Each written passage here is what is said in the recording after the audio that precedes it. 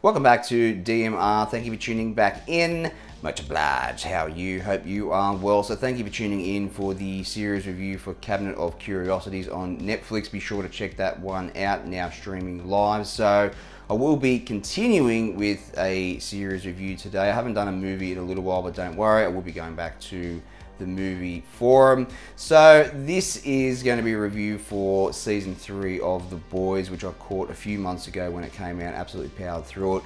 The Boys is one of the best shows that have come out in recent years. I feel it's on Amazon Prime exclusively.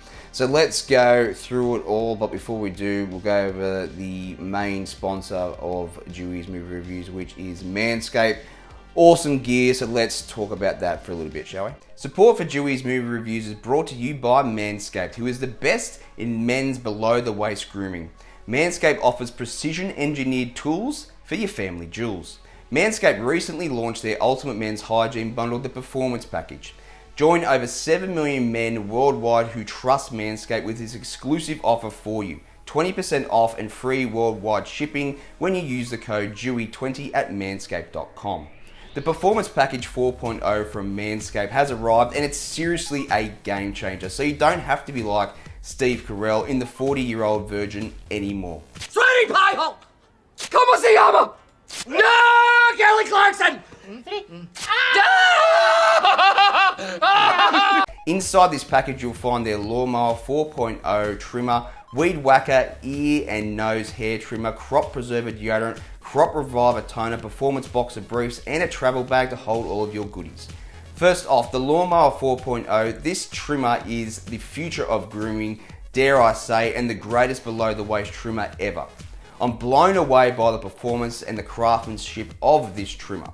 Their 4th generation trimmer features a cutting edge ceramic blade to reduce grooming accidents thanks to their advanced skin safe technology. The Lawnmower 4.0 is waterproof and also has a 4000K LED spotlight when you need a more precise shave. Because this trimmer is waterproof, you can say goodbye to that mess in the bathroom, and I'm sure your partner is going to be grateful for it, so you can now walk around looking like Gerard Butler in 300.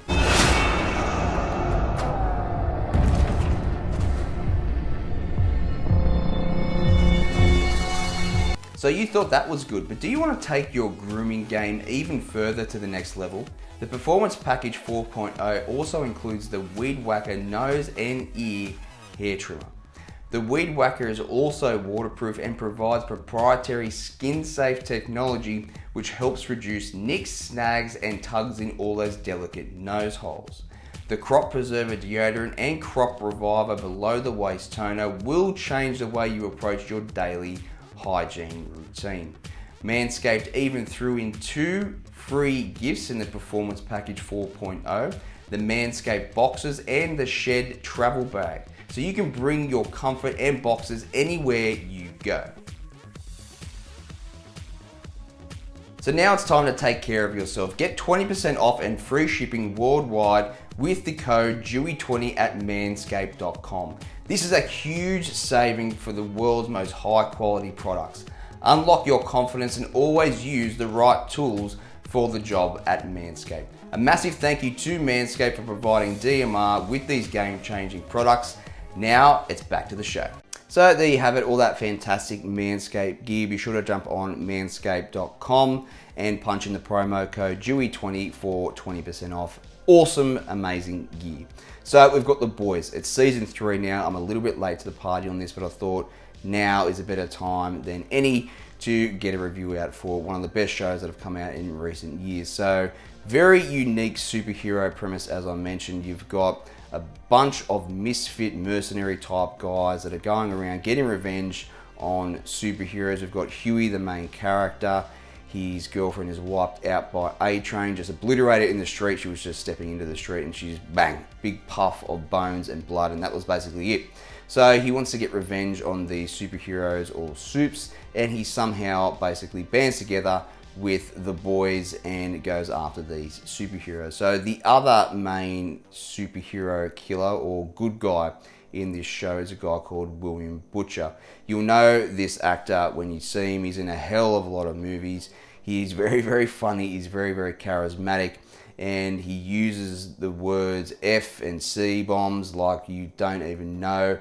When he's up on the screen, you are just drawn in for this particular character because he is very, very unique, and he's got a very, very cool way of talking. It sounds a little bit like, it's diabolical, mate. He's got that British accent that he does so well, and he just makes the particular character very, very relatable in terms of him going after these superheroes and getting revenge for all these people that have basically died. So they're the main good guys in this particular series. You've also got one of the superheroes, Starlight. She's quite good as well. She's very similar to Jubilee out of the X-Men in terms of what she can do with electricity and power and lining up and glowing and stuff like that.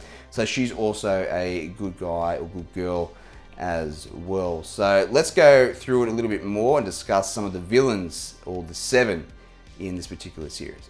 Let me say it again, Cam. I may be a superhero, but I'm also just a man who fell in love with the wrong woman. Just a man who fell for the wrong woman. Fell for the wrong woman. But out of crisis comes change. Out of crisis comes change. So I spent the last year really slowing down and reconnecting with myself. And I am very excited for everyone to meet the real me. There's something wrong with Homelander. There's something broken. He's lost his fucking mind. Love, Mommy, Daddy, and Abu.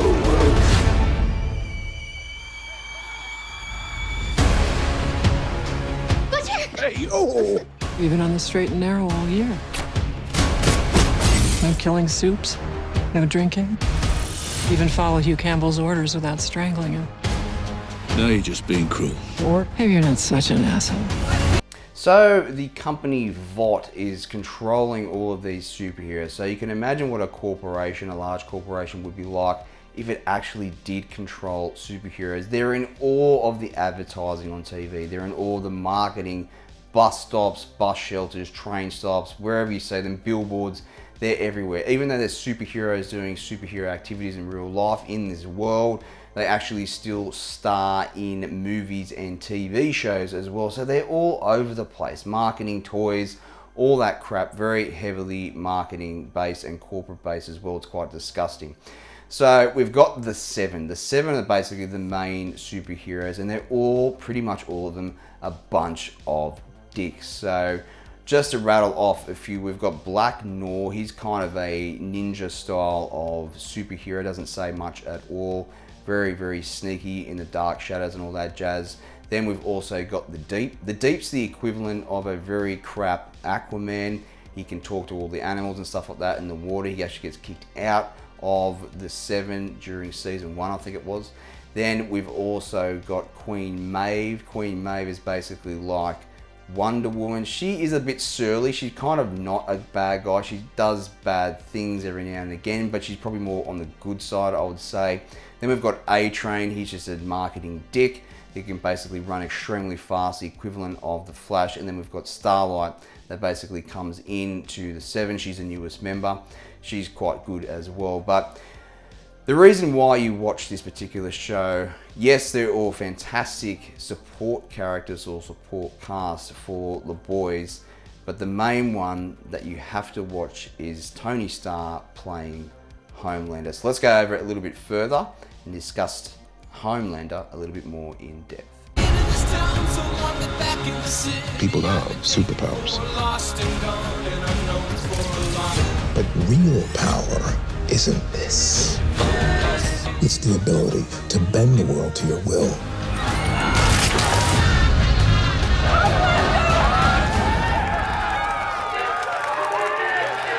The gloves are off. Thought we could fight Vought the right way, but we can't. It's all rigged. We have to do it your way. So, Homelander, Tony Stark absolutely kills this role. There's no one else that I reckon can play this particular character. It's like those characters that you see with like Tony Stark.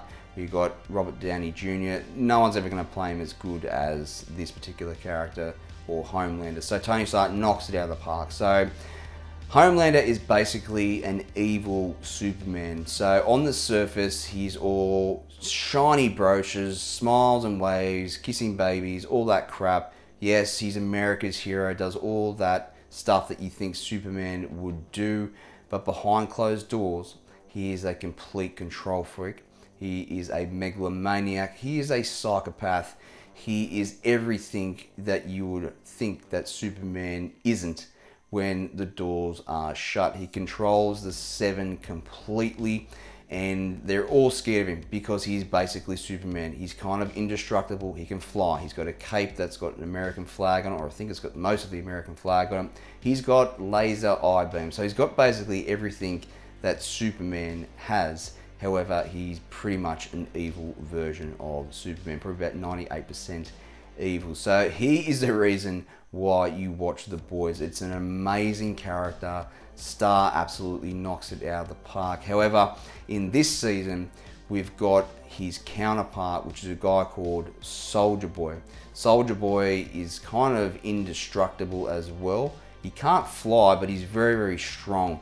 And he basically stuck around in World War II fighting the Germans and whatnot, and then he was cryogenically frozen, and he was brought back in this day and age, but he was cryogenically frozen in the 80s, I think it was. So there's some pretty cool scenes back in the 80s of him going about his superhero life. It's very, very cool to watch. So he is the new threat in season 3. We're all we've got. It's up to us. I think I have something. Maybe we can use it to blow Homelander's fucking brains out.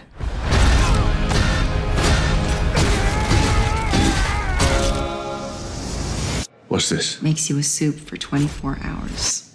You're gonna need it. You've also got some amazing new characters as well. As a guy called Termite. It's basically like Ant-Man. There is a scene at the start of this season, I'm pretty sure it was episode 1, that it is very, very, very, very, very, very hard to watch.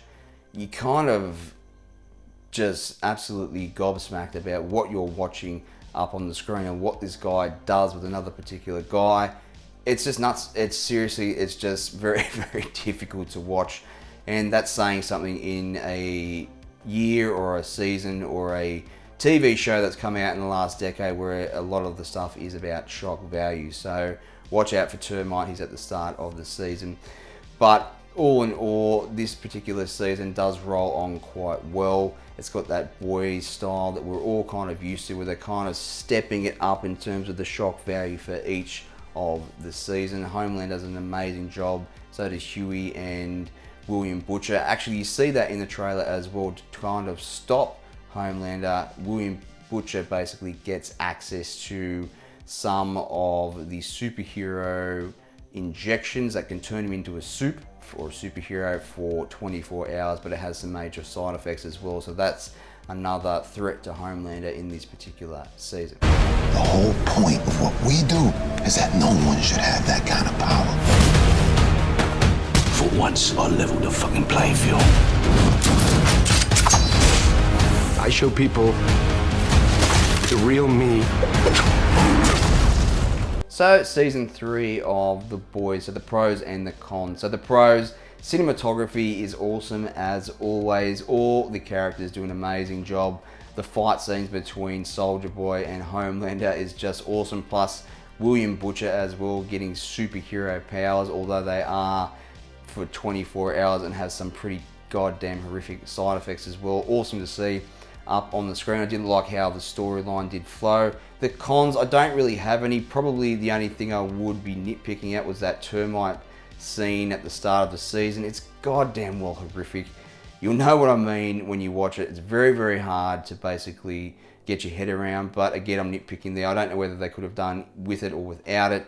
So all in all, my verdict, the season 3 of The Boys is definitely worth watching, 110%. So I will give it my #1 rating, and I will buy it on Blu-ray or 4K if it does come out or comes off Amazon Prime. So the question that you've got to ask yourself right now is that we're getting into danger territory in terms of content for this particular series. So as we know, with a lot of other series, you can live and die by the amount of seasons that you do have.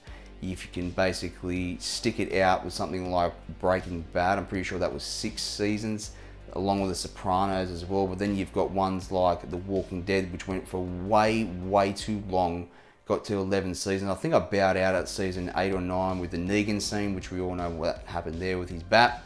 So you've got to ask the question, how much longer have the boys got in terms of putting out good seasons and good content before people start to switch off? So thank you again for tuning in to my review for The Boys season 3. Be sure to catch it on Amazon Prime. We are very close to the end of the year now, so no doubt I'll be doing my top 10 movies for 2022, and this year I might actually do my top 10 worst movies that I've seen for 2022, like some other critics as well. So again, thank you for listening. Hit that subscribe button.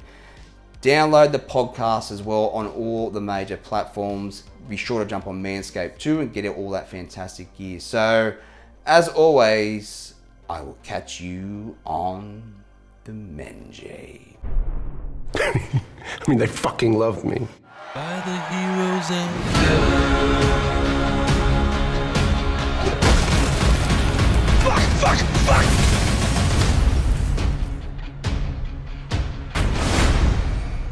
Christ. Soldier Boy.